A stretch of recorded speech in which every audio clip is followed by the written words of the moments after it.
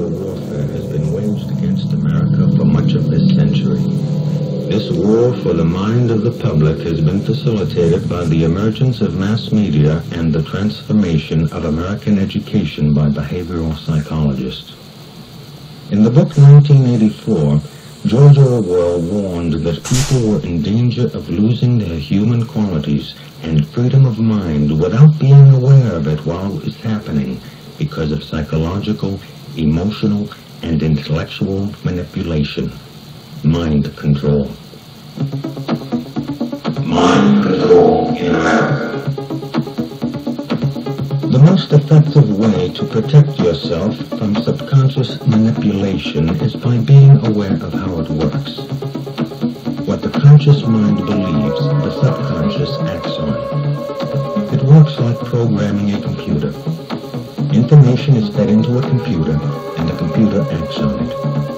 However, if the information fed into the computer is wrong, it still acts on it. If a person believes something that is not true, the memory banks of the subconscious mind do not correct the error, but act on it. The theory of cognitive dissonance holds that the mind automatically and involuntarily rejects information not in line with previously accepted thoughts and beliefs. Many of the things that people believe are never questioned, especially when the information has come from a reliable source. It becomes easy to lose sight of why people believe some of the things that they do. Unser Führer, Adolf Hitler, sich!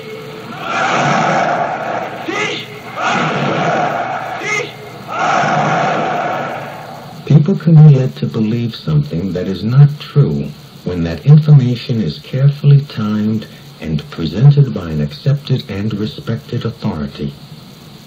The purpose of propaganda is to direct public attention to certain facts. The whole art consists in doing this so skillfully that everyone will be convinced that the fact is real, wrote Adolf Hitler in Mein Kampf. To be effective, propaganda must constantly short-circuit all conscious thinking and operate on the individual subconsciously. The principles behind the big lie of propaganda are the same principles of mind control, hypnotic suggestion, mental programming, distraction, and repetition.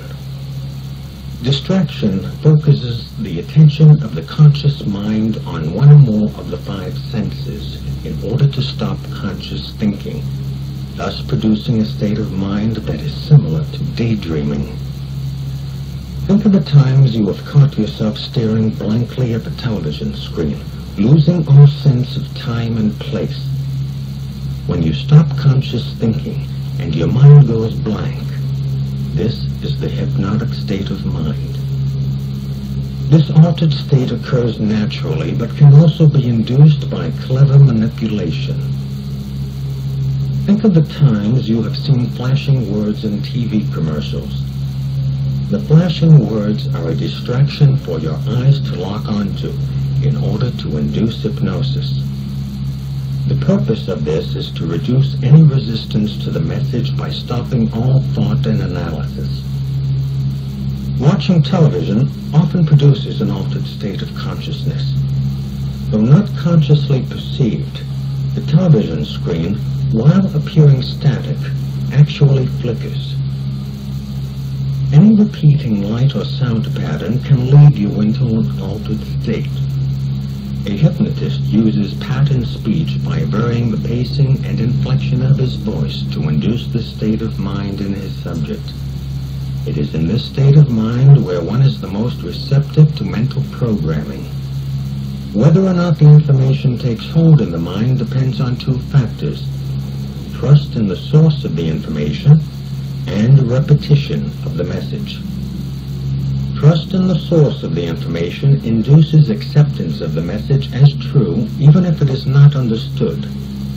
Repetition of the message embeds it in the subconscious so that acceptance of its truth and accuracy becomes a conditioned response. Thus, this information will be accepted as true without thinking about it whenever it is presented again. Subliminal perception is the process whereby you receive and respond to visual and sound information without being aware of it.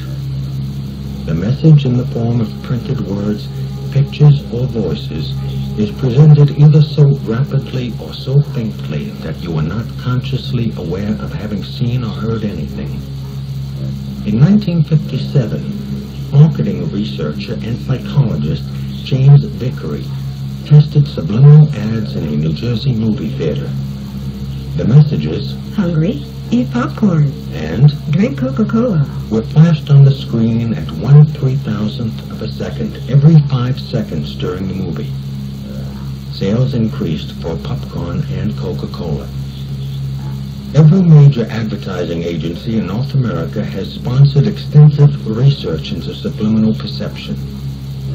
Vance Packard's 1957 book, The Hidden Persuaders, revealed that American industry was researching the use of subliminal messages to motivate people to buy their products.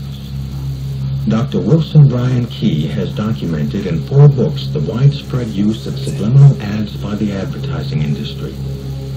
Messages programmed directly to the subconscious bypass critical analysis and the conscious choice to accept or reject the message. Repetition of the message constitutes mental programming.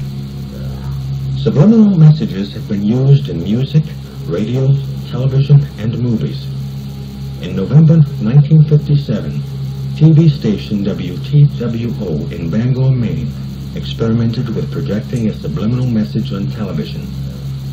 In 1958, radio station KOL in Seattle broadcast subliminal messages under the music played by its disc jockeys. How about a cup of coffee? Was one, and another was, someone's at the door. The movie The Exorcist used both subliminal sounds and pictures. A full-screen death mask of Father Karras was flashed on the screen at 1/48th of a second a number of times during the movie. The consciously unnoticed word pig appeared many times throughout the movie. The terrified squealing of pigs being slaughtered and the buzzing sound of angry bees was mixed into the soundtrack.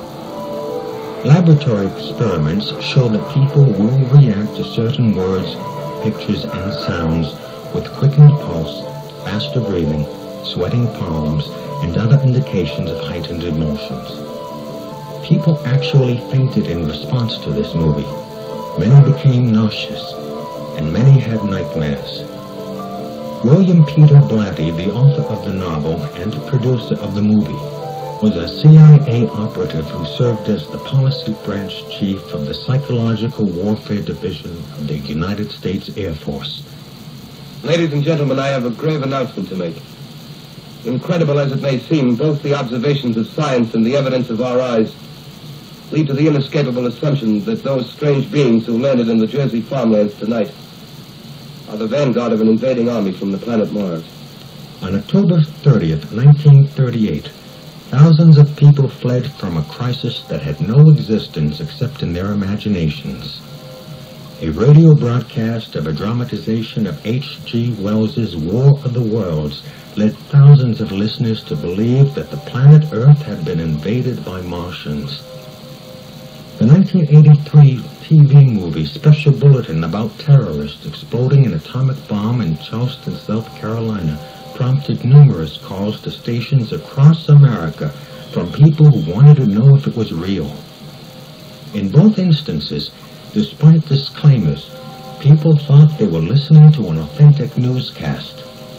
Think for a moment about the way newscasters speak, and you will realize that they all talk the same way, regardless of their ethnic background. Whether they be black, white, Hispanic, or Oriental, with few exceptions, they all sound alike. The patterned speech of a newscaster is similar to that of a hypnotist. The eye contact made with the viewer is also used by the hypnotist. Emotions can be stirred, attitudes and states of mind revealed by nuances of tone and variation in vocal quality. The camera can reveal the smallest movement of the most subtle change of expression and give it significance and definition.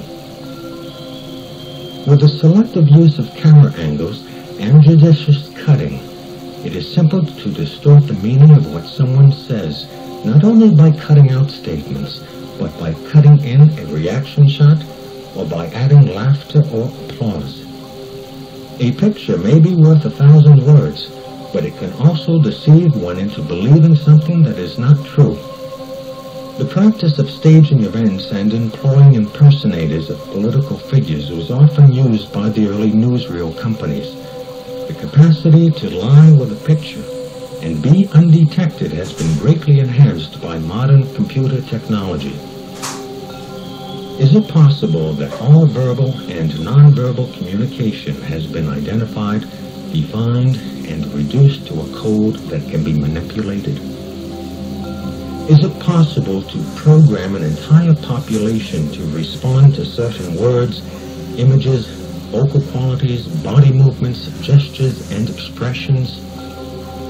The result of such programming would be a population that is highly suggestible, a population that can be manipulated with precision.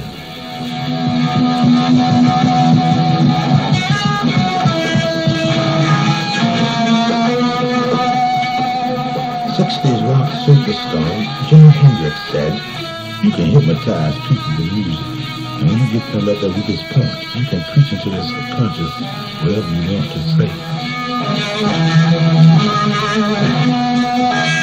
The power of music has been recognized throughout history. Plato and Aristotle believed that people could be controlled by music. Music affects the emotions, the mind, and the body.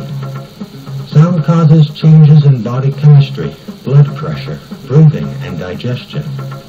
Fast music will speed up the nervous system, while slow music will slow it down. The entire body is sensitive to sound.